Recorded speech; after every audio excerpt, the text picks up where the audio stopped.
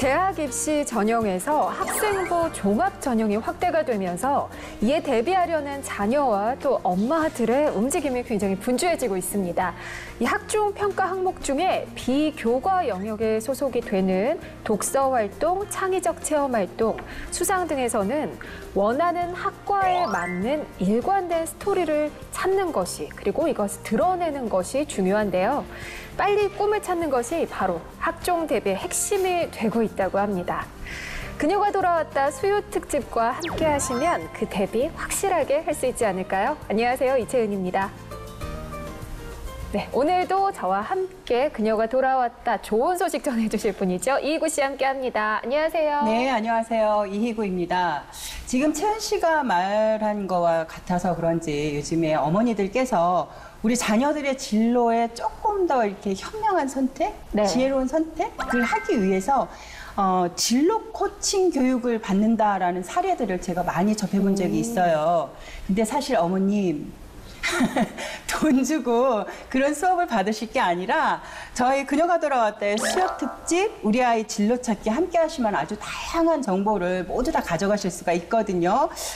제 말이 맞을까요? 분명할 것 같은데 그런 의미에서 우리 프로그램이 자녀 진로의 아젠다가 아닐까 저는 이렇게 생각합니다. 제 생각을 좀 확인해 봐야 되겠어요. 조현심 대표님, 제 말이 맞나요? 안녕하세요. 네, 안녕하세요. 네. 조윤심입니다. 이제 그 시간이 갈수록 우리 이채은 아나운서하고 이희구 씨가 점점 더 똑똑하고 현명해진다는 생각이 듭니다. 아마 어디 가서 코칭을 하셔도 충분히 하실 수 있다라는 생각이 들고요. 네. 지금 사실은 이렇게 막 그 국가의 어떤 교육 체제나 이런 것들이 굉장히 많이 바뀌면서 지금까지 했던 걸 그대로 하는 게 맞는 건지 아니면 새롭게 바뀐 부분들을 빨리 접목해서 하는 게 맞는 건지 그리고 어떤 것들도 사실 이게 정답이라고 하는 걸 찾을 수 없는 상황에 굉장히 많이 혼란스러울 것 같습니다. 그런데 가장 중요한 건 교육의 핵심은 행복해지는 거. 이걸 잊지 않고 이 교육에서 가장 중요한 건 내 자녀가 어떤 일을 할 때 가장 행복해하고 가장 효과적으로 오래도록 할 수 있고 또 그걸로 인정까지 받을 수 있는지를 생각해 보는 것. 그게 중요하지 않을까 생각을 해봅니다. 네. 네, 정말로요. 저희 또 똑똑해졌지만 저는 아직 모르는 것 같아요. 똑똑해지셨어요. 그래요? 감사합니다. 우리 방송을 보는 네. 많은 또 자녀가 있는 엄마들도 이 방송을 보시면 자녀 진로 교육의 해법 분명히 찾으실 수 있을 겁니다. 자, 그런 의미에서 오늘도 힘차게 출발해 볼까요? 네, 그녀가 들어왔다 시작합니다.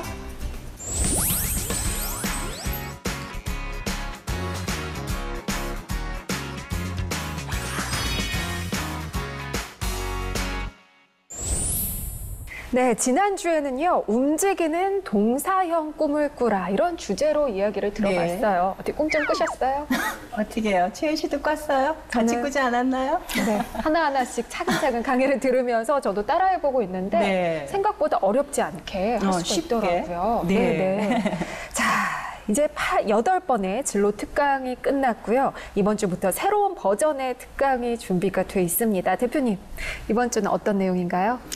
네, 지금까지 1강부터 8강까지가 앞으로의 바뀌는 시대에 어떻게 일을 준비하고 또 훈련해야 될지 이제 이런 거에 대한 전반적인 이야기를 이제 말씀을 드렸다면 오늘부터는 그럼 구체적으로 우리 아이와 우리 어머니가 함께 해볼 수 있는 네. 그 뭔가 좀 이렇게 실전으로 손에 와닿는 걸 좀 해볼 필요가 있겠다 싶어서 우리 아이 브랜드업 프로젝트 나는 브랜드다라는 주제로 매주 하나하나의 워크아웃을 실제 해보면서 이걸 해보면 우리 아이가 어떤 걸 개발할 수 있고 지금 뭘 준비하고 있고 어디가 잘 되고 있는지를 진단해 볼 수 있게끔 하는 내용으로 구성을 좀 해보았습니다. 네. 브랜드업 프로젝트 선정한 이유가 지금 말씀하신 거에 다 들어가 있나요? 네, 이게 다 들어가 있는 거고 사실 브랜드라고 하는 건 누구나 태어나면서 이름을 가지면서 다 갖게 됩니다. 네. 좀 다 각자 자신의 브랜드로 살고 있는 게 맞는데 중요한 건 상품도 그렇고 기업도 그렇고 사람도 마찬가지로 브랜드는 다 갖고 있지만 어떤 브랜드는 사람들한테 굉장히 많이 영향력뿐만 아니라 사랑도 받고 그에 따라서 경제적인 가치도 굉장히 많이 올라가잖아요. 그렇죠. 쉽게 표현하면 돈을 많이 네. 벌 수 있는 브랜드가 있는 반면 나타나자마자 아무도 관심을 갖지 않고 금방 사라지는 브랜드도 굉장히 많다라는 거죠. 그래서 이 브랜드 프로젝트를 통해서는 어떤 브랜드로 나 자신과 우리 자녀가 만들어져야 사람들로부터 존경도 받고 영향력도 생기고 그에 따라서 경제적인 가치도 올라갈 수 있는지에 대한 것들을 하나하나 풀어갈까 합니다. 그럼 지금 저 대표님이 말씀해 주신 게 지금까지의 진로 특강과는 좀 다른 점을 말씀해 주신 것 같아요. 이제부터는 네. 실전으로 들어가는 그렇죠. 거죠. 오늘은 더 귀 쫑긋하고 네. 들어보셔야 될 것 네. 같습니다. 방송 최초로 시도하는 프리미엄 진로 특강쇼 자녀 진로 안녕하십니까? 오늘 그 9번째 시간입니다. 우리 아이 브랜드업 프로젝트 나는 브랜드다. 지금부터 시작합니다.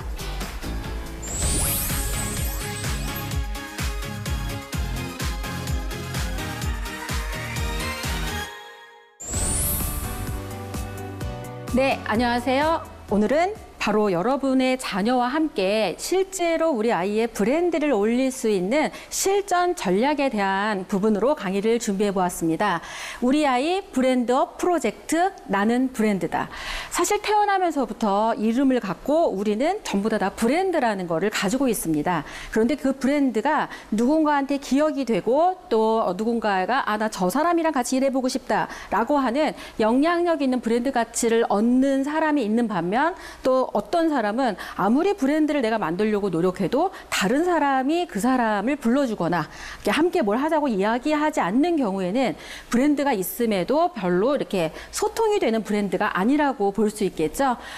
그래서 오늘부터 준비한 내용은 바로 당신의 꿈을 완성하는 개인 브랜드에 관련된 내용으로 진행을 했습니다. 꿈을 갖고 내가 이렇게 이런 일을 해봐야 되겠다라고 생각하지만 실제로 그 일이 브랜드 가치가 있을 만큼 진행해보게 그때까지 업그레이드를 시키는 사람은 생각보다 많지 않습니다. 그 얘기는 분명히 그 브랜드를 잘 만들어간 사람한테는 그 사람만의 시크릿한 노하우가 있다라는 이야기일 텐데요. 그걸 하나하나 풀어보는 방식 중에 가장 기본이 되는 건 바로 개인 브랜드 방정식 OT로 한번 소개를 해볼 수 있을 것 같습니다. 첫 번째가 바로 재능, 탤런트죠. 아무리 이게 뜬다, 이런 일이 유망하다 하더라도 우리 자녀의 재능과 맞지 않으면 그 일에서 아주 눈부신 활약을 만들어내기는 어렵습니다. 두 번째 T는 바로 훈련, 트레이닝입니다. 재능이 좋은데 노력하지 않고 훈련하지 않으면 그 재능으로 먹고 사는 문제를 해결하기가 쉽지 않습니다. 그래서 보통 취미 수준에서 끝나는 경우가 많고 안 그러면 어머니들 이런 얘기 하시죠. 우리 아이는 머리가 좋은데 노력을 안 해. 사실 제일 중요한 부분들이 트레이닝이기도 합니다. 이 트레이닝은 그냥 나 나름대로 이 정도면 됐어 라고 하는 수준이 아니라 자타가 공인할 만큼 완벽하게 어떤 성과물을 낼 수 있을 정도의 트레이닝 정도를 말합니다. 세 번째가 바로 토크입니다. 소통이죠. 보통 우리가 생각하는 그런 소통하고는 조금 다르게 생각을 하셔야 될 게 브랜드에서 필요한 소통은 오프라인 상에서 나의 직업으로 소통이 되거나 내가 보여지는 모든 이미지로 소통하는 거와 마찬가지로 온라인 상에서도 똑같이 소통이 되어야 됩니다. 그래서 지금 현재 내가 하고 있는 일, 내가 관심 있는 역량, 내가 관심 있는 분야가 온라인 상에서도 똑같이 드러나게 되면 그게 사회에서, 직장에서 내가 취업을 할 때도 분명히 도움이 되는 요소까지 소통이 될 수 있겠죠. 그렇게 한 부분의 3T가 지나고 난 다음이 바로 시간, 타임입니다. 결국은 내 재능을 찾고 그 재능을 훈련을 통해서 다른 사람이 알아볼 수 있을 만큼까지 되면서 오프라인과 온라인의 소통을 하다 보면 시간이 필요하죠. 그 시간을 견디다 보면 마지막 T인 타이밍, 바로 내 인생 주인공인 때와 만나게 된다라는 이야기가 바로 개인 브랜드 방정식 OT입니다. 지금 여러분의 자녀는 이미 재능을 찾으셨나요? 아니면 지금 찾은 재능으로 엄청 열심히 훈련 중이신가요? 이 두 가지가 잘 됐다 하더라도 소통을 제대로 하고 있지 않거나 시간을 충분히 들이지 않는다면 인생의 때와 만날 수 없다라는 거를 이 방정식을 보고 확인하실 수 있을 것 같습니다. 그래서 오늘 첫 번째는요. 당신의 부고 테스트를 써라. 갑자기 웬 부고 테스트? 우리 아이야 지금 한창인데 이런 생각 하실 것 같습니다. 부고면은 사람이 죽었을 때 하는 거 네, 아닌가요? 맞습니다. 네, 이게 그걸 하라는 거예요. 그래서 뭐 이걸 갑자기 막 그런 사망 시점을 생각하라고 하는 게 아니라 여기 보시면 끝을 생각하면 시작이 달라진다. 결국은 내가 마지막 순간에 어떤 사람으로 기억되고 싶은가를 생각해 보는 건 굉장히 의미 있는 일이거든요. 네. 닥치는 대로 열심히 했는데 막상 가봤더니 이 일은 내 일이 아닌 것 같아. 이 길은 내 길이 아니야. 이렇게 생각해서 결국은 몇 번 왔다 갔다 하다 보면 진로도 잃어버리고 일의 어떤 의욕도 잃어버리게 됩니다. 그래서 부고 테스트를 쓰는 부분들은 실제로 여기 보시면 아시겠지만 내가 죽었다고 작성하는 부고문을 말하는데요. 되게 많은 다양한 방법들이 있습니다. 뭐 실제로 굉장히 짧게 하는 건 왜 묘비에 비성명 쓰는 거 있죠? 이런 방법도 있고요. 아니면 내가 만약 그냥 갑자기 어느 날 우리나라 이제 이 세상에서 사라졌다고 했을 때 나의 친구나 아니면 나를 아는 사람이 나에 대해서 어떻게 글을 써줄 것인가 한 줄 기사라도 뭐 그랬을 때를 상상해 보는 것도 굉장히 효과적입니다. 근데 이거는 갑자기 제가 어디서 이렇게 뭐 이런 걸 하라고 한 게 아니라 기업하고 제품의 브랜드 스토리를 만들 때 많이 쓰는 방법입니다. 결국 브랜드라고 하는 건 다른 사람의 기억에 남는 걸 만드는 거기 때문이죠. 혹시 이게 아마 책으로 저는 봤는데 영화로도 나왔다고 합니다. 더 33이라고 해가지고 칠레 광부 33명이 무너진 갱도 안에서 이렇게 생존을 하면서 이렇게 남았던 그런 이야기를 이제 만들어낸 건데요. 여기에 이런 이야기가 있습니다. 단 2분 안에 우리의 삶이 끝날 수도 있다. 이럴 때 우리가 가장 중요하게 생각할 게 무엇인가에 대한 가치를 이제 알게 해주는 게 이 내용이었는데 결국 그때 내가 그동안 모아놨던 돈은 어떻게 하지? 뭐 이런 거라든지 내가 지금 어떤 직장에서 승진하고 있는데 그 승진의 자리를 유지해야 되나? 이런 게 아니라 그동안 함께 하지 못했던 가족과의 어떤 관계라든지 미안하다, 사랑하다 이런 얘기를 못했던 아마 이런 것들이 생각난다고 합니다. 그래서 이런 것들을 생각을 해보면서 나의 마지막 순간을 한번 상상해 보는 거고요. 이걸 꼭 굳이 뭐 칠레까지 가지 않아도 이렇게 많이 우리나라뿐만 아니라 전 세계를 통해서 이런 일은 절대로 나한테 일어나지 않을 거야 라고 혹시 확신하실 수 있는 분 있나요? 이건 나이 순으로 오나요? 이런 거 아니죠. 그래서 사실 굉장히 이런 상황을 미리 상상해 보는 건 그렇게 유쾌한 상상은 아닐지 모르겠지만 굉장히 의미 있는 상상일 수 있다라고 하면서 준비를 해드릴까 합니다. 여기 보시면 아시겠지만 끝을 생각하면 시작이 다르다고 했죠. 결국 제가 읽은 어떤 책의 서문에 이런 게 있더라고요. 내가 태어났을 때는 누가 울었죠? 태어난 사람이 네. 당신이 세상에 태어났을 때 당신은 울었고 세상은 기뻐했죠. 내가 막 운 다음에. 그런데 내가 죽었을 때 세상이 울고 나는 미소 지을 수 있는 그런 삶을 살아야 된다. 정말 그런 삶을 살기가 쉽지는 않을 것 같은데 의미 있을 것 같지 않아요? 네, 그래서 진짜 이 마지막 순간을 생각해 보는 게 굉장히 어렵고 그런 정체성을 찾는 가장 효과적인 방법 중 하나가 바로 부고 테스트 쓰기라고 할 수 있습니다. 그럼 실제로 이런 거를 써본 사람들의 사례를 좀 들려드리면 효과적이겠죠. 인류 역사상 가장 야만적이었던 20세기의 순환을 가장 극한 상황에서 체험했지만 20세기 인류의 가장 희망적인 메시지를 던진 사람. 이게 부고 기사예요. 누구일까요? 근데 누군지 모르겠는데 굉장히 누구예요? 멋있네요. 누군가의 저렇게 멋있는 분으로 이렇게 기억되어 있다는 거잖아요. 그렇죠. 예. 이렇게 했던 사람이 바로 죽음의 수용소에서를 쓴 빅터 프랭클입니다. 네. 그 긍정의 힘이 얼마나 컸는지 가족과 만날 거라는 그 상상 때문에 이렇게 견뎌냈고 매일매일 자신의 심리 상태를 글로 쓰면서 견뎠다라고 하죠. 자, 그러면 또 한번 보겠습니다. 지식소통가로 활동하면서 평범한 사람들의 꿈을 찾아주고 그 꿈이 이루어질 수 있도록 도우며 그들이 세상을 움직이는 영향력의 중심에 가도록 함께했던 그녀가 이 세상을 떠났다. 누구일까요? 저도 알아요. 조현신. 네, 바로 저의 떠났다는 부고 소리가. 테스트입니다. 맞아요? 네. 어머. 네. 네. 그래서 이렇게 실제 해보면 저 사람이 단순히 돈을 많이 벌려고 했거나 단순히 성공하려고 살았던 게 아니라 이런 가치를 가지고 살려고 했구나라는 걸 알 수 있게 될 거고요. 실제로 이렇게 먼저 써본 다음에 이런 가치에 맞게 내가 일을 하나하나 해나가다 보면 내가 어떤 순간의 끝이라도 다른 사람이 저를 제대로 기억할 수 있게 될 거라는 생각이 듭니다. 이런 끝의 상황을 조금 더 효과적으로 생각하는 거 결국은 49일이라고 하는 TV 드라마를 통해서도 한번 확인해 볼 수 있었는데요. 갑자기 억울하게 한 사람이 죽었습니다. 그런데 이 사람한테 다시 49일이 주어졌어요. 근데 미션이 하나 있습니다. 이 49일 동안 가족을 제외하고 진정으로 나를 위해 울어줄 사람 3명을 찾는 거예요. 어머나. 쉬울 것 같으세요? 아니요. 네, 나는 내 친구가 반드시 그럴 거라고 친구를 제일 먼저 찾아갔는데 죽은 다음에 가니까 친구는 나를 못 보잖아요. 네. 그런데 나를 위해 울어주는 게 아니라 제 남자친구랑 사귀고 있었던 거죠. 그러니까 그런 상황도 얼마든지 있을 수 있다라는 거예요. 그러면서 진심으로 내 주변에 있는 정말 많은 사람들 중에 저 사람은 나를 위해 울어줄 거야 라고 내가 생각을 해보고 왜 그럴까? 라는 걸 한번 적어보면 내가 진짜 제대로 살고 있는지 아닌지를 알 수 있습니다. 그쵸. 나는 울어줄 거라고 생각했는데 당초 아닐 것 같고 상대방한테 그렇게 하라고 했을 때 상대방은 나를 정말로 진정한 사람으로 정말 슬퍼서 울어줄 수 있는 사람인지 서로 확인해 볼 수 있다는 거고요. 우리 자녀들한테도 굉장히 도움이 되는 테스트일 것 같다는 생각이 듭니다. 내가 지금 공부를 너무 열심히 하고 공부만 열심히 하는데 정말 이걸 한번 생각해 보고 너를 위해 진짜로 생각하고 울어줄 친구가 있냐라고 생각했을 때 한 명도 별로 제대로 쓸 수 있는 사람이 없다. 그러면 우리 자녀는 분명히 공부는 잘하고 있을지 모르지만 심리적으로 굉장히 외롭다라는 걸 느낄 겁니다. 그래서 이걸 한번 해보면서 사람을 찾는 거 굉장히 중요하잖아요. 네. 해보게 할 필요가 있다라는 거고요. 그리고 이런 사람들을 찾는 걸 실제로 한 명 한 명 내 주변에 남기는 게 바로 내가 이 세상에서 살아가는 존재의 이유와 맞닥뜨리게 되는 거죠.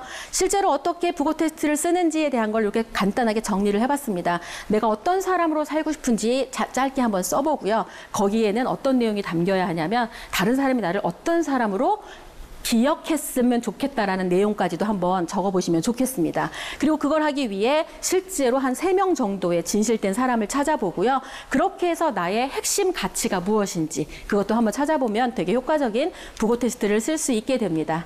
자, 오늘 처음으로 우리 아이와 직접 한번 써볼 수 있는 부고 테스트 하는 방법을 좀 알려드렸는데 어떻게 좀 도움이 되셨어요? 네. 네, 그래서 쇼킹. 네.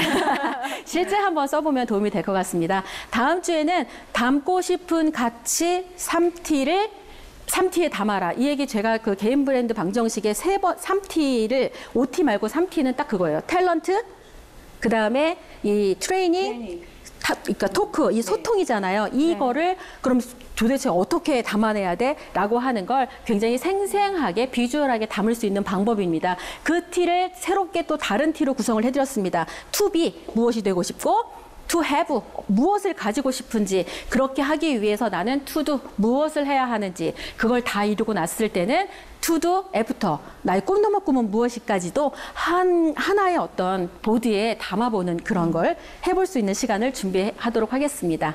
오늘도 우리 아이의 브랜드와 진로에 고민 많이 많으신 우리 어머니들과 함께하는 시간 가졌습니다. 감사합니다.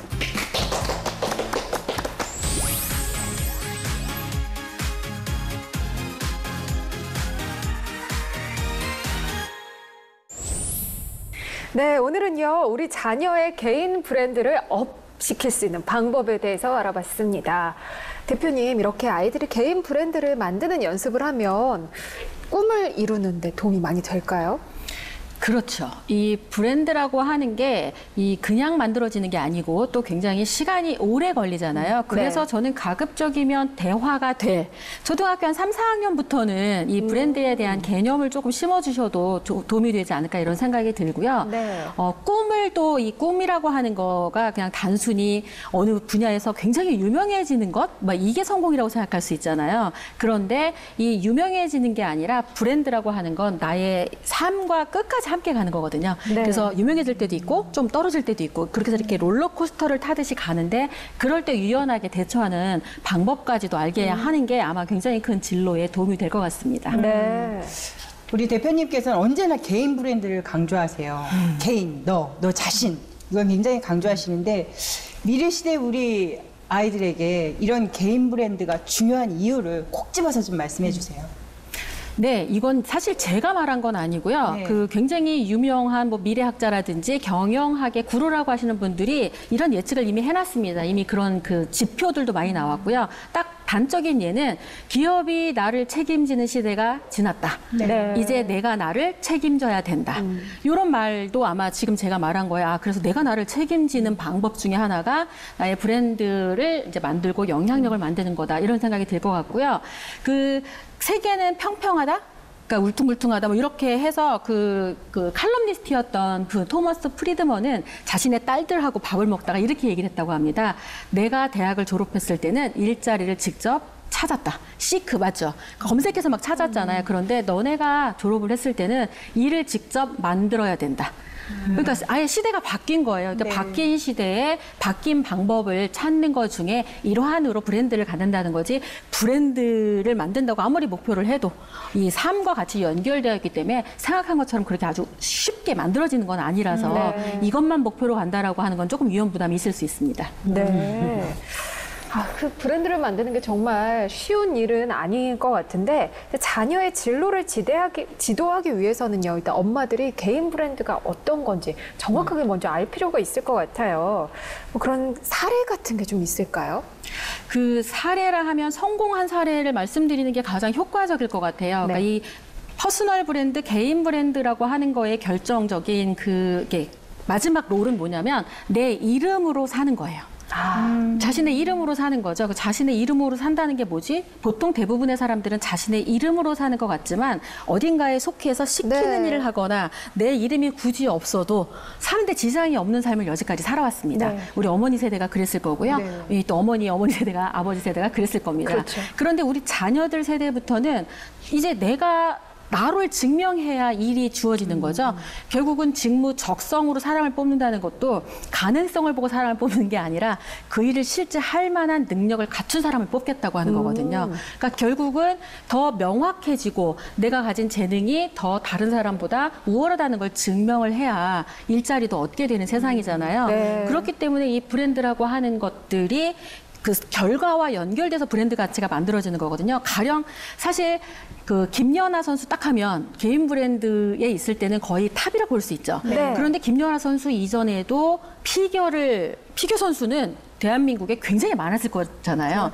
그런데 김연아 선수가 김연아 선수일 수 있었던 이유는 바로 굉장히 많은 훈련 시간을 거쳐서 각종 대회에 나가서 실제로 좋은 성적으로 입상을 했던 것들이 한 점 한 점 쌓였기 때문에 네. 김연아가 브랜드 가치가 생겼다는 거죠. 네. 아주 그 결정적인 예는 우리 축구도 굉장히 월드컵이나 이런 거 하면은 축구 11명이 뛰는 게 굉장히 이 국가 브랜드 가치를 높이는 데 효과적이잖아요. 네. 근데 김연아 선수 한 명이 실제 축구 선수 한 명이 뛰는 거에 반 정도의 혼자서 브랜드 가치를 올리는 역할을 와. 한다고 합니다. 그러니 이 브랜드 가치가 얼마나 많은 것들을 해낼 수 있는지를 생각해 보면 내 자녀가 실제로 그 이름으로 무언가 가치를 인정받는다는 건 생각해 보면 굉장히 짜릿한 경험이지 맞아요. 않을까 하는 생각이 듭니다. 네. 근데 제가 조금 걱정스러운 게요. 지금 우리 아이들은 자신의 진로를 찾기에도 굉장히 바쁘고 버거울 것 같아요. 근데 자신의 브랜드를 완성해라. 조금 이른 시기가 아닌가. 저는 그게 좀 우려되기도 합니다. 그렇죠. 근데 네. 브랜드를 완성하라고 하는 그 종결점에 봤을 때는 네. 그게 이제 이거 부담인데 이게 쉽지 않은데 이런 생각이 들지만 진로를 찾아가는 과정 자체도 사실은 브랜드를 이루는 스토리에 해당하거든요. 어떤 경험을 했고 어떤 실패를 했고 또 그걸 통해서 뭘 배웠고 이런 것들이 차곡차곡 쌓여 있을 때 사람들이 그 브랜드, 그 사람을 보면서 떠올릴 수 있는 무언가가 만들어지잖아요. 네. 굉장히 그 우여곡절을 많이 겪고 나서 성공한 사람과 그냥 태어나서부터 뭘 하기만 하면 잘 됐던 사람의 이 영향력이 분명히 다른 사람이 기억하기에는 예, 분명히 많은 우여곡절을 겪고 나서 그럼에도 불구하고 어떤 성과를 이뤄낸 사람들이 기억하게 되잖아요. 네. 그래서 진로라고 하는 게 이게 사실은 길이잖아요. 그리고 계속 지속적인 거를 봐야 되는데 이 진로가 마치 어느 유명한 기업에 취업하는 게 진로의 끝으로 생각하신다고 한다면 지금 말씀하신 그 브랜드를 만드는 거랑 연관했을 때 지금 취업하기도 힘들어 죽겠는데 무슨 브랜드? 이럴 수 있겠지만 진로라고 하는 건 계속 ING 상태입니다. 기업에 입사를 했다가도 그 기업에서 어느 일정 기간이 지나고 나면 다시 나오셔야 되잖아요. 네. 우리 부모님이 그랬던 것처럼 결국은 이게 기간이 좀 달라서 그렇지 20, 30년 한 직장에 있고 나서 나왔을 때 다시 또 그 사람의 이름으로 살아야 되거든요. 네. 그러니까 결국은 이 나의 끝까지를 진로 계획을 제대로 세워보면 우리 자녀가 가지고 있는 재능, 하고 싶다라고 하는 것들이 전부 다 일과 학교와 연관돼서 할 수 있는 일들이 굉장히 많습니다.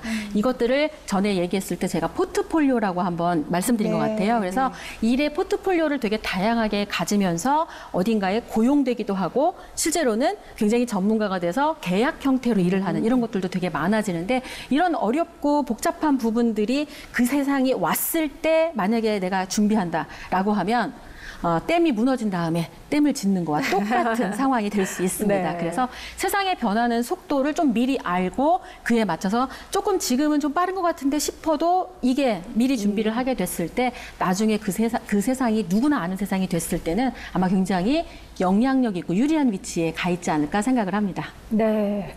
그 개인 브랜드를 만드는 방정식도 공개를 해주셨잖아요. OT 말씀하셨는데 이거 실제에서 어떻게 접목을 좀 시켜볼 수 있을까요?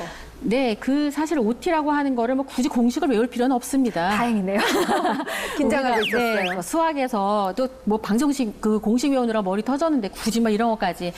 가장 핵심은 그냥 내가 가장 잘하는 걸 찾게 하는 거예요. 우리 자녀가 가장 잘하는 그 탤런트라고 하죠. 네. 재능을 찾고 찾은 재능을 훈련을 해야 되잖아. 네. 다른 사람이 알아볼 수 있게끔. 그냥 그 피겨스케이트 동네에서 막 타는 거 좋아하는 정도로는 안 되고 진짜로 훈련을 통해서 각종 대회에 우승을 할 만큼의 그런 트레이닝을 시켜야 된다는 거죠.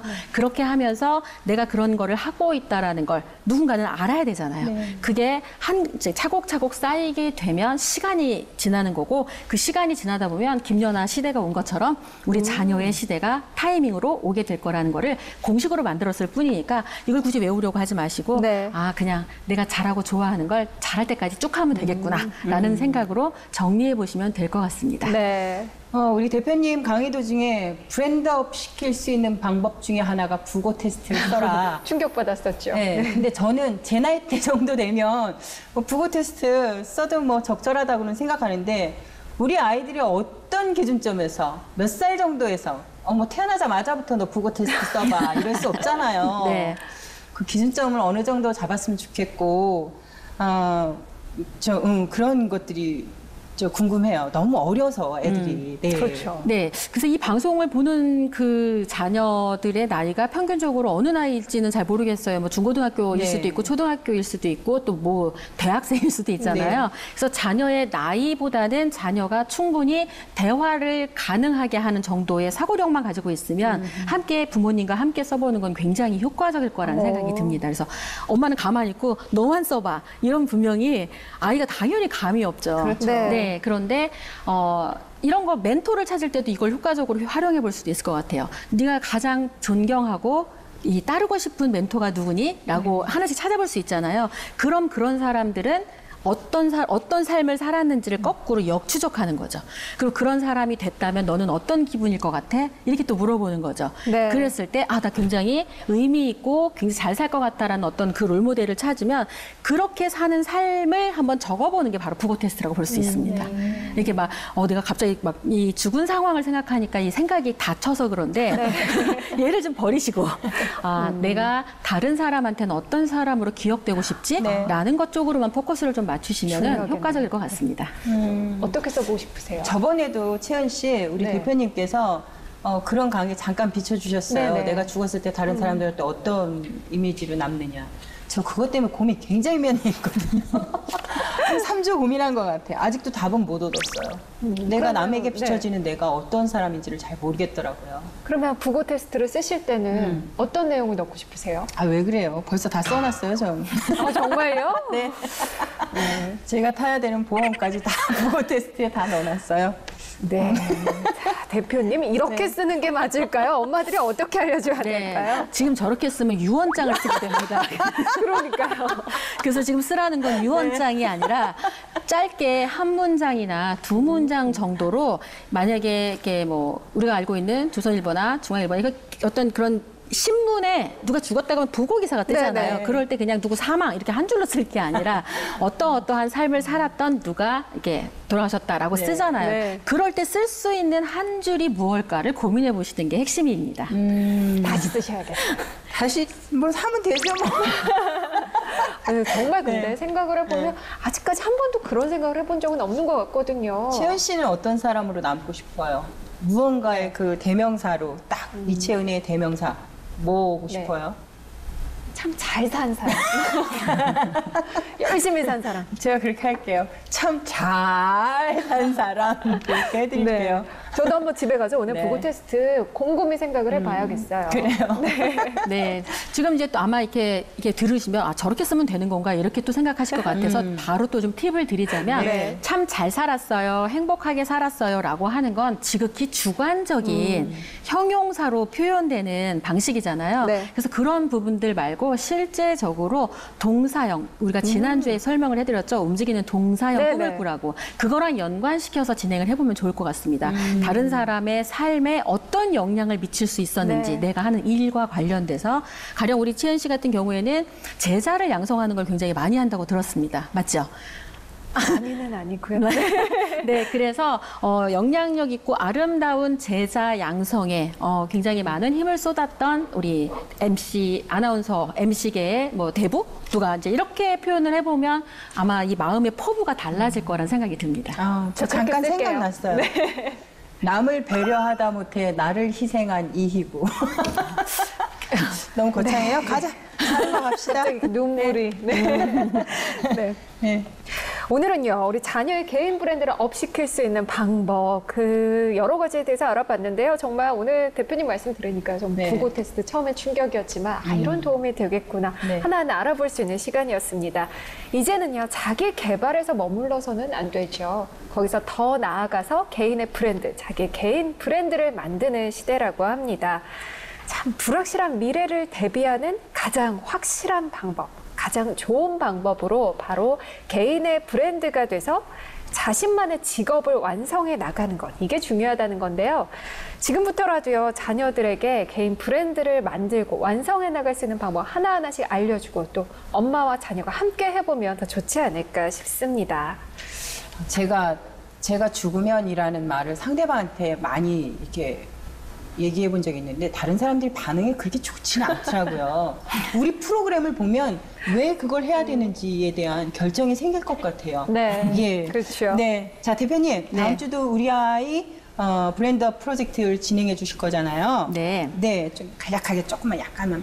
네, 예. 다음 주에는 실제로 왜 생생하게 꿈꾸면 이루어진다. 네. 그죠. 뭐 꿈을 이렇게 그림으로 그리듯이 생생하면 이루어진다, 뭐 적으면 이루어진다 이런 얘기 되게 많잖아요. 네. 그래서 막상 꿈을 적으려고 했을 때 적을 내용이 생각보다 많지가 않잖아요. 그래서 이거를 조금 구체적으로 어떤 방향으로 적으면 좋을지를 3T라고 해서 to be. 뭐 어떤 사람이 되고 싶은지 to have 그래서 내가 이루고 싶은 게 뭔지 그리고 그렇게 하기 위해 to do 데드라인과 함께 언제까지 무엇을 하고 싶은지를 적어보고 그걸 다 이루고 났을 때 꿈 넘어 꿈까지를 적어보는 그 공식과 방법을 좀 한번 알려드릴까 합니다. 네. 네, 다음 주도 저희와 함께 하시면서 많은 정보 얻어가셨으면 좋겠습니다. 자녀 진로 안녕하십니까 코너는 여기서 마무리 짓겠습니다. 네, 대표님 고맙습니다. 다음 주에 뵙겠습니다. 네.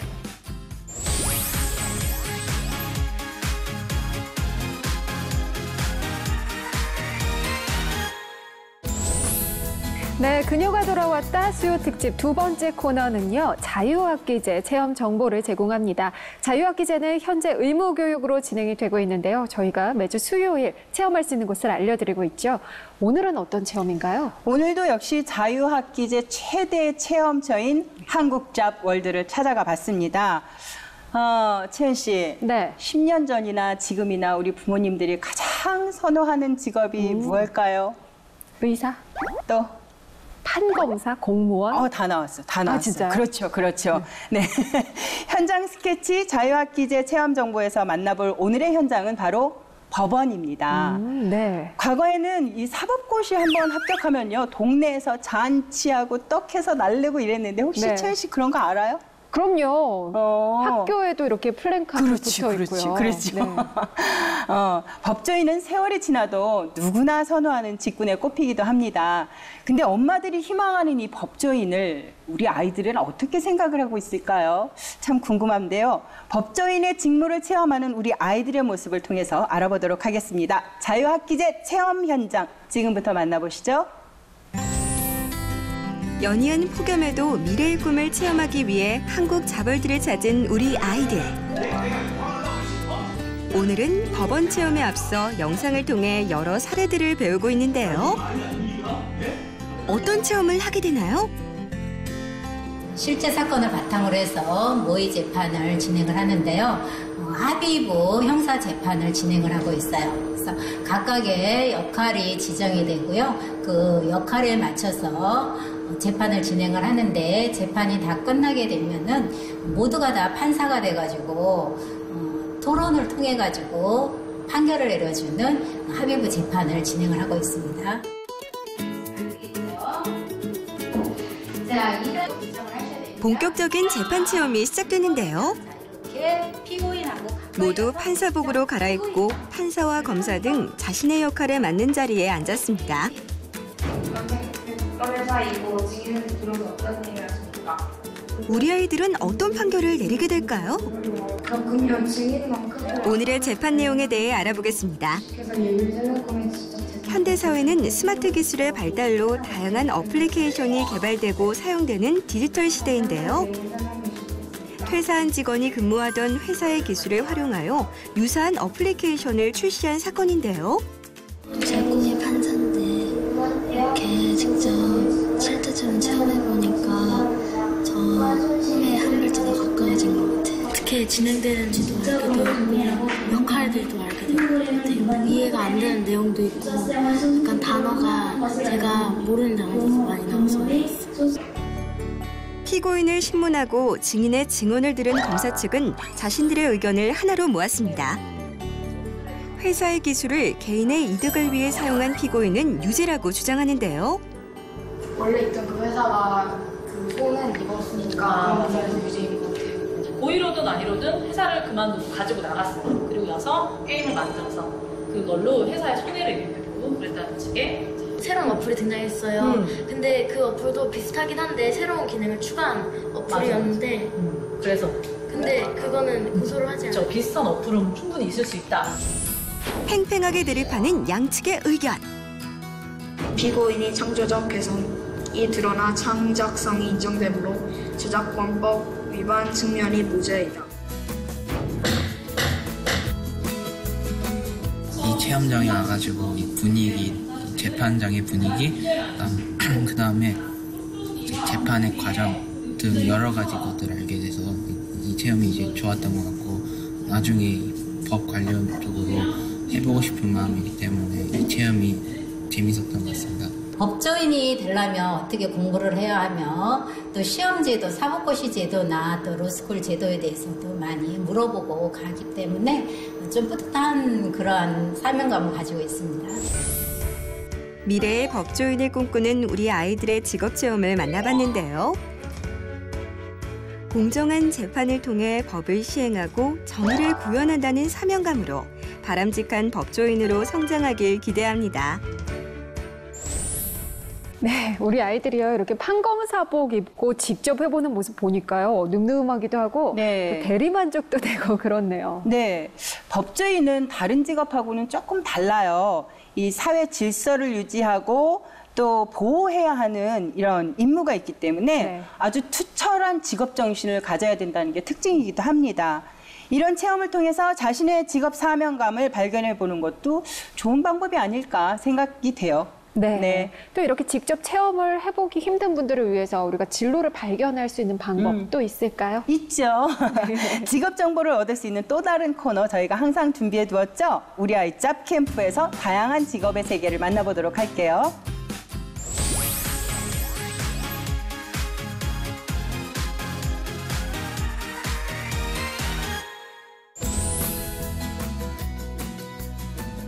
네, 우리 아이 잡캠프 요즘 아이들이 관심 있어하는 핫한 직업 정보들을 소개합니다. 오늘은 어떤 내용인가요? 네, 오늘은 필라테스 강사님을 소개해드릴게요.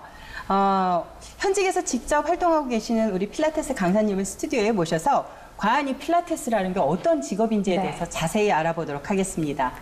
네, 필라테스 강사 구지화 원장님 자리하셨습니다. 안녕하세요. 안녕하세요. 네. 필라테스 강사 구지화입니다. 아까 제가 서 계신 걸 봤는데요. 깜짝 놀랐어요. 왜 깜짝 놀랐어요? 세상에 어쩜 몸매가 그렇게 반듯해요? 네. 여자가 봐도 반할 것 같아요. 그래. 정말 요즘 이 필라테스에 관심 있는 사람들 굉장히 많은데 오늘 네. 한번 자세히 알아볼게요. 그래요. 먼저 우리 강사님 소개 좀 해주시겠어요? 네, 저는 이제 물리치료사 전공자로서 현재는 필라테스 강사로 일을 하고 있고요. 뭐 체형 교정, 다이어트 목적, 또 아이들의 성장에 대해서 이제 필라테스 운동 요법으로 함께 이제 하고 있는 필라테스 강사입니다. 네. 필라테스가 정확하게 어떤 운동이에요? 네. 필라테스라는 운동은 이제 필라테스라는 분이 고안해낸 운동이고요. 그래서 애초에 처음부터 재활 목적으로 만들어진 운동입니다. 그래서 겉에 있는 벌크한 근육이 아니라 뼈에 붙어 있는 작은 근육, 속근육을 강화시켜서 관절의 안정성에 도움을 주는 운동이고요. 그래서 그러다 보니 내 몸을 어떻게 안정적으로 사용할 수 있는가, 또 어떻게 전략적으로 힘을 쓸 수 있는가에 대해서 배우는 운동이라고 네. 보시면 됩니다. 고난이도의 운동 같아요. 요즘요 정말 제 주변에 있는 여성들 사이에서 필라테스 인기가 굉장해요. 그래요? 네. 채 씨도 해봤어요? 저도 도전을 해봤는데 네, 어때요? 좋기는 정말 좋다고. 근데 왜 일단- 꾸준하게 안 했을까요? 아니요, 하기는 해요. 하고는 그래요? 있는데 네. 일단 몸이 이렇게 좀 좋아지는 아. 느낌, 펴지는 느낌 이런 게 굉장히 많이 들더라고요. 속부터 강화시키자라는 그런 테마인 것 같아요. 네. 그런 것 같습니다. 근데 아무래도 이렇게 배우다 보니까 좀 어떤 사람들은 강사가 되고 싶다 이런 생각도 하더라고요. 필라테스 강사가 되려면 어떤 준비가 필요한 건가요? 필라테스 강사를 배출하는 교육기관에서 이론, 실기, 또 필라테스 역사, 원리 등을 충분히 배우고요. 네. 그거에 대한 테스트를 마치고 합격한 후에 필라테스 강사를 이제 공식적으로 활동을 할 수 있습니다. 제일 궁금한 질문인데요. 네. 이 직업이 안정적인가요? 네, 많이들 걱정하시는 부분인 것 같기는 해요. 왜냐하면 프리랜서 개념으로도 많이 이게 일을 하기 때문에. 근데 제 생각에는 사실 요즘에 안정적인 직업이라는 건 없는 것 같아요. 그렇죠.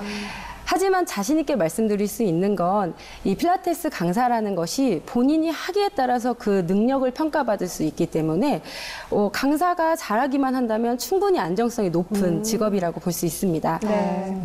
필라테스 강사는 연령별로 이렇게 따지지 않나요? 연령보다도 왜냐하면 해가 갈수록 사실 그 진가를 발휘하는 게 또 필라테스 강사예요. 왜냐하면 네. 해가 갈수록 많은 고객님들을 만나게 되고 다양한 체형을 경험하게 되면 네. 그만큼 수업에 대한 스킬이 늘고 지식도 늘기 때문에 네. 빛을 발하는 직업이라고 할 수 있어요. 네. 네. 요즘에 사실 건강과 외모에 대해서 관심이 굉장히 많아지면서 이 필라테스 강사 역시도 이제 미래 전망이 굉장히 좋다라는 이야기들을 많이 듣고 있어요. 실제로 필라테스 강사가 미국의 최고의 직업 탑10 안에 든대요. 네네. 요즘은요, 유명 연예인들도요, 이 관리를 위해서 필라테스를 시작했다가 조금 더 배우면서 강사가 되기를 희망하는 경우도 꽤 있다고 해요. 네. 그런데 이 필라테스가 몸매 관리뿐만 아니라 재활 운동에도 도움이 된다, 이렇게 들었거든요. 맞나요? 정말 작은 근육 또 코어 근육이라고 요즘은 되게 많이 들어보셨죠? 네. 코어. 그 코어와 작은 근육을 강화시키면서 뼈의 안정성을 담당하는 근육을 강화시키기 때문에 아주 도움이 많이 되는 운동입니다. 그냥 몸매가 좋아지는 것뿐만이 아니라 건강해지는 효과도 있는 거군요. 그게 제일 첫 번째 목적인 거예요, 필라테스에서는. 네네. 그렇군요. 계속 원장님께서 저는 물리치료사 출신이었어요 라는 말씀을 이렇게 거듭거듭 하시는데 원장님처럼 그런 필라테스 강사가 되기 위해서는 뭐 특정하게 이렇게 무슨 학과를 나오면 필라테스 강사가 되기가 더 쉽다 하는 이런 학과가 따로 있을까요? 학과가 따로 정해져 있는 거는 아니고요. 네. 대신 아무래도 몸에 대해서 많이 접해본 학과가 좋을 것 같아요. 그래서 현장에 나와서 일을 하는 강사들을 보면 대부분 무용학과나 체육학과 그리고 물리치료학과를 나온 선생님들이 많거든요. 근데 그분들은 아무래도 학교에서 하면서 이제 신체에 대해서 다른 사람도 이렇게 만지게 되고 내 몸에 대해서도 알게 되고 하는 경험이 많잖아요. 네. 그래서 이제 아무래도 그런 과가 장점이 될 수는 있지만 그게 굳이 정해져 있는 건 아니고 그 몸에 대한 호기심이 많고 또 하고자 하는 의지만 있다면 어떤 과든지 괜찮습니다. 좀 연관성이 있는 과를 선택하면 더 수월하겠네요. 그쵸. 네. 그렇습니다. 자, 그럼 필라테스가 고강도 운동이어가지고 뭐 힘들 때도 굉장히 많을 것 같아요. 그러니까요. 어떤 때가 가장 힘드세요? 제가 직업적으로 힘들다고 느껴지는 거는 가시 아니고 솔직히 없습니다. 진짜요? 네, 정말 그냥 누구나 직업적으로 힘들다고 느껴지는 그 정도는 있을 수 있겠지만 필라테스 강사로서 힘들다는 거는 별로 느껴보지 못한 것 같아요. 그럼 필라테스를 하면서 힘든 건 뭐가 있어요? 필라테스 운동을 네, 하면서요? 네. 제가 이 얘기는 하고 싶은데 이제 고객님들께서 찾아오셔서 상담을 할 때 선생님, 저는 체력이 너무 약해요. 근육도 없고, 심지어 저는 운동하는 것도 싫어해요. 전해요. 근데 제가 운동을 할 수 있을까요? 필라테스 되게 힘든 운동이라고 들었는데, 라는 질문을 굉장히 종종 많이들 하세요. 네.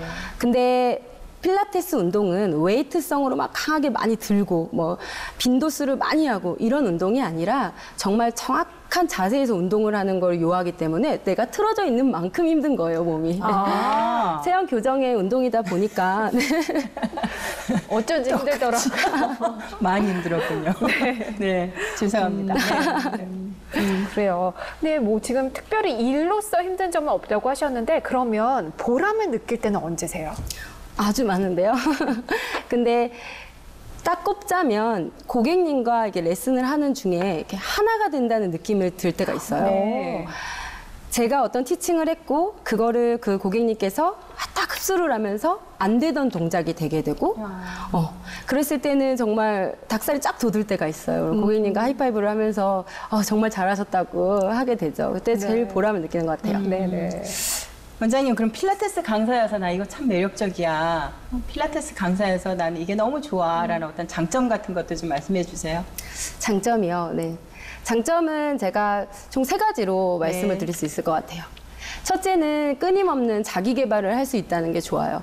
계속 고여서 멈춰 있는 게 아니고 어쨌든 일을 하려면 계속 자기 개발을 하지 않으면 도태될 수밖에 없거든요. 그렇죠. 특히 이거는 신체를 다루는 거기 때문에 제가 알지도 못하는 지식을 가지고 고객님을 대하다가는 좀 위험할 수 있거든요. 네. 그래서 개발을 할 수 있다는 것, 그게 좋고요.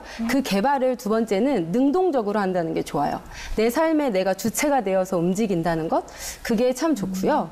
그리고 마지막으로 3번째는 그런 일들에 대한 결과물이 바로바로 제가 피드백이 온다는 게 좋아요. 이제 고객님의 만족도가 바로 느껴지고 또 고객님이 만족을 하시면 당연히 보수도 올라가겠죠. 네. 어른들 중에는 필라테스 강사에 관심 있는 경우가 꽤 있는데 아이들 중에도 혹시 관심 있어 하는 경우가 있나요? 네, 제 회원님들 중에 초등학생, 중학생, 고등학생, 대학생 이렇게 학생들이 굉장히 많이 있었어요. 네. 지금도 있고요. 네. 네. 운동 후에 제가 진로에 대해서도 그냥 개인적으로 물어보는 경우가 많아요. 앞으로 어떤 일을 하고 싶어? 뭐 이런 식으로 물어보는데 학생들이 필라테스 강사에 대해서 잘 모르고 있다가 이제 운동을 하면서 오다리여서 왔는데 오다리를 고치고 싶어서 왔는데 그 체형이 교정되는 본인을 보면서 너무 흥미를 느끼는 거예요, 정말. 그러면서 필라테스 강사도 해보고 싶어요. 막 이러면서 많이들 긍정적으로 많이 생각을 하더라고요. 네. 지금 뭐 초중고 대학생까지 있다고 말씀을 해 주셨는데 필라테스 강사를 꼭 희망하지 않아도 필라테스를 배워두면 우리 공부하는 학생들한테도 뭔가 장점이 있을 것 같아요. 네, 필라테스는 아까 말씀드린 소근육 강화 운동인데 네. 그 근육들이 자세 유지근이라고도 불러요. 네. 자세를 바르게 유지할 수 있는 근육. 갑자기 나 빠듯하게 느끼게 돼. 네. 네. 앉거나 서 있을 때, 걸을 때 우리는 사실 반복된 잘못된 습관적인 자세 때문에 몸이 틀어지고 네. 또 그로 인한 통증도 생기거든요. 그래서 학생들이 대부분 공부를 하게 되면 이렇게 몰입을 하게 되잖아요. 네. 등이 굳게 되고 대부분 목이 앞으로 빠지면서 흔히들 구분등, 거북목 많이 호소를 하게 돼요. 아니면 바로 앉아도 막 그냥 꺾어서 이렇게 앉아버리는 경우가 많거든요. 네. 그래서 그런 자세 유지근을 똑바로 배워놓는다면 오히려 짧은 시간보다 장시간 앉아있을 수 있는 그런 힘이 생기고 그럼 좋겠죠. 아무래도 집중력도 올라가게 되고. 네. 혹시 저희가 여기서 아주 간단하게 배워볼 수 있을 만한 동작이 있을까요? 정확하게 필라테스 동작이라고 하는 거는 지금 이렇게 앉은 자세에서는 지금 어렵고 그렇게 말고 이제 필라테스 원리를 사용해서 스트레칭하는 방법을 좀 가르쳐 드릴게요. 네. 지금 할 수 있는 스트레칭은 구분등과 거북목에 좋은 스트레칭이에요. 네. 심해. 네, 일단은 양손을 깍지를 낀 상태에서 뒤통수에다가 대주실게요. 네. 네. 뒤통수에 대주셨을 때 뒤통수 바로 아래. 목이에요, 뒤통수예요? 네, 아주 좋은 질문하셨습니다. 그 대답을 지금 하려고 했는데요. 네. 뒤통수 바로 아래 보면 후두골이라고 이 끝자락이 있어요. 머리카락이 끝나는 부분쯤. 네, 그 부분을 깍지 낀 손으로 살짝 위로 견인을 해주는 느낌, 이렇게 끌어올리는 느낌을 줘보세요. 네, 그때 어깨는 올라가지 않게 최대한 당겨 내려주시고요. 그 상태에서 고개를 살짝 숙여보세요. 네. 숙이실 때는 고개를 하방으로 푹 숙이는 게 아니고 내 정수리에서 포물선이 올라간다고 생각을 하면서 그 손으로 끌어올리며 내려주시는 거예요.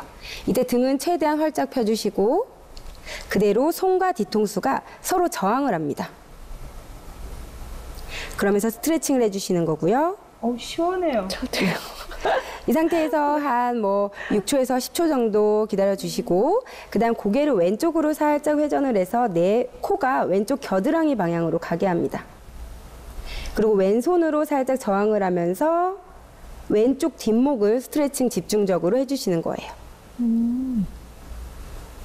반대쪽으로도. 이때 주의하실 점은 허리가 과하게 꺾이지 않게 척추는 일직선으로 곧게 뻗은 상태에서 목만 스트레칭을 해주시는 게 굉장히 중요하고요. 그다음에 상체를 다시 손을 내리고 들어서 이번 손을 크로스해서 쇄골뼈 아래에다 갖다 대실까요?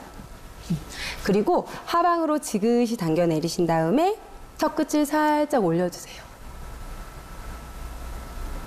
이때 하악골이라고 해서 아래에 있는 턱을 살짝 위로 끌어올리는 느낌을 줘보세요. 그럼 목의 앞쪽 주름까지도 쫙 늘어나는 느낌이 나면서 안면 근육을 풀어주는 거에도 도움이 많이 됩니다. 그리고 오른쪽 턱을 오른쪽 천장 방향으로 꾹 밀어서 또 올려주시는 거예요. 그러면 당기는데요? 네, 그럼 오른쪽 목 앞쪽이 또 집중적으로 스트레칭이 되고 반대쪽으로도 해주실게요. 이때 척추는 계속 허리를 꺾거나 구부리지 않고 계속해서 천장 위로 척추가 길어진다는 느낌, 척추 신장의 개념을 꼭 생각하고 해주셔야 돼요. 이거 목 너무 길어지는 거 아니야? 근데 한쪽은 잘 되고 한쪽은 조금 뻐근하고 이렇네요. 네, 그러실 수 있어요. 그런 것 같아요. 열심히 배워야겠어요. 시원한데요? 네. 잠깐 했는데도 목 근육이 좀 풀린 느낌이에요. 특히나 여기가 뭉쳐가지고 많이 아팠었는데 시원하네요. 네, 저희가 직접 체험까지 해보면서 지금까지 여성들 사이에 요즘 최고의 직업으로 꼽히고 있는 필라테스 강사에 대해서 알아봤습니다. 마지막으로요, 우리 필라테스 강사를 희망하는 아이들에게 한 말씀 좀 해주세요. 네. 필라테스 강사가 의사 선생님들처럼 약을 처방하거나 수술을 하거나 하는 직업은 아닙니다. 그렇지만 어떤 고객님의 신체를 정확하게 평가하고 그에 맞는 필라테스 운동을 선택할 수 있는 눈을 가지고 있어야 해요. 그래서 그만큼 책임감도 따르는 거고요. 너무 두렵고 무섭게 생각하지 마시고 이렇게 벽돌을 견고하게 쌓는 것처럼 하나하나 차근차근 배워간다면 훌륭한 필라테스 강사가 될 수 있지 않을까 싶습니다. 네, 좋은 말씀 잘 들었습니다. 오늘 함께해 주신 고지화 원장님 고맙습니다. 감사합니다. 네, 오늘 저희가 준비한 내용은 여기까지입니다. 다음 주 수요일에도요, 자녀 진로 교육을 걱정하는 엄마들을 위해서 다양한 정보와 함께 찾아오겠습니다. 자녀 진로 교육을 위한 수요 특집 다음 주에도 기대해 주시기 바랍니다. 네, 그럼 저희는 여기서 인사드릴까요? 네, 저희는 다음 주에 다시 돌아오겠습니다. 고맙습니다.